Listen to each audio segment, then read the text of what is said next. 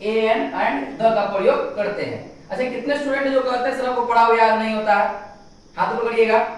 1 2 3 4 5 6 7 8 कुल मिलाकर 16 लोग है ना। देखिए आप याद नहीं करते हैं, आप पढ़ते ही नहीं है घर पे। अगर आप पढ़िए घर पे तो आपको ऑलरेडी हर हाल में याद होगी, आप नहीं पढ़ते हैं क्योंकि जब पढ़िएगा तो ऑटोमेटिक आपको याद होना है। जैसे कि एक राजा था, आपको बात बताते हैं हम।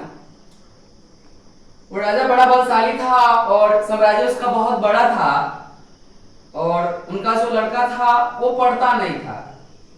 राज्य के जो भी विद्वान लोग थे उस बच्चे को पढ़ा पढ़ा करके थक गए थे, लेकिन वो पढ़ता नहीं था।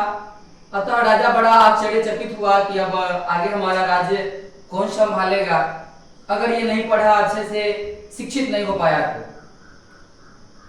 राजा को इस बात की चिंता बहुत ज्यादा सताने लगी थी। सुनिएगा, साथ लेके जाइए घर पे, आज हंसिए मत। तो राजा को इस बात की चिंता बहुत ज्यादा सताने लगी थी। अचानक राजा को गुप्तचर के द्वारा यह सूचना मिली कि जंगल में, पास के जंगल में एक बाबा रहते हैं जिनके पास इस टाइप का भभूति होता है और जादू है, और अगर वो कृपा हो जाए आपके राजकुमार पे तो पढ़ने में तेज हो जाएगा, वो पढ़ने लगेगा। जैसे ही खबर राजा को लगी, राजा दौड़ा दौड़ा कहां पहुंचा, उस बाबा के पास, जंगल में पहुंचा। बाबा कल्याण कीजिए। अपनी जो सारी समस्या थी राजकुमार के संबंध में वो बताया गया।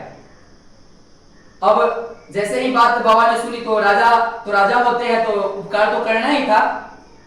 तो राजकुमार को हाथ पकड़ के बाबा अपनी कुटिया में ले गए, अंदर ले गए, घर कह सकते हैं। और ले जाने के पश्चात उनको एक भभूति दिए, और भभूति देने के बाद बोले कि इसको गर्दन में लगा करके बांध कर पहन लेना है, इसको माला बना करके पहन लेना है। कुल मिलकर समझिए, और आप पढ़िएगा तो ऑटोमेटिक आपको सब कुछ याद हो जाएगा।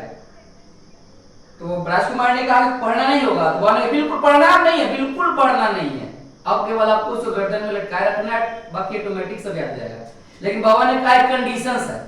कंडीशन क्या है कि प्रतिदिन आपको किताब जो है 1 घंटा से 2 घंटा, सब दिन 3 घंटा खोल करके आगे रखना होगा, उसको पढ़ना नहीं, केवल खोल करके आगे रखना है, पढ़ना बिल्कुल नहीं। तो राजकुमार को बड़ा ये काम आसान लगा। उसने कहा कि ठीक है बाबा, पढ़ना तो नहीं है। बाबा का बिल्कुल नहीं, पढ़ना नहीं, लेकिन उसको देखते रहना जरूर है। तो राजकुमार को कंडीशन बहुत आसान लगा और उसने इसको स्वीकार कर लिया। तत्पश्चात राजकुमार वो भभूति लिया और पूरे अपने जो राजा थे उनके साथ में महल में आ गए। और राजकुमार करता क्या था, प्रतिदिन अपना किताब खोलता था और प्रतिदिन कितना घंटा देता था, 3 घंटा। और 3 घंटा जब लगातार वो देखना शुरू किया तो साल में 365 दिन होते हैं।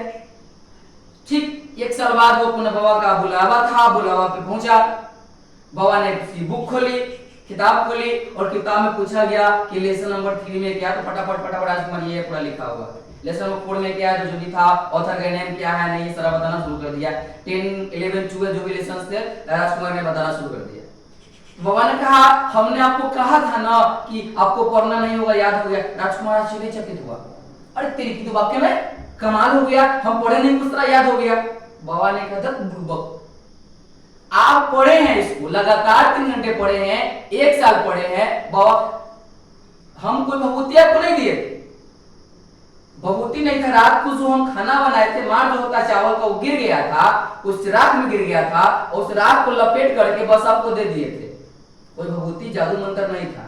आप उस बुक को लगातार कितना दिन पढ़े हैं, 3 महीना पढ़े हैं, इसीलिए आपको बुक याद हो गया है। अर्थात कहने का अर्थ है कि आप घर पे जाके पढ़ते नहीं हैं और कहते हैं कि हमको याद नहीं होता है।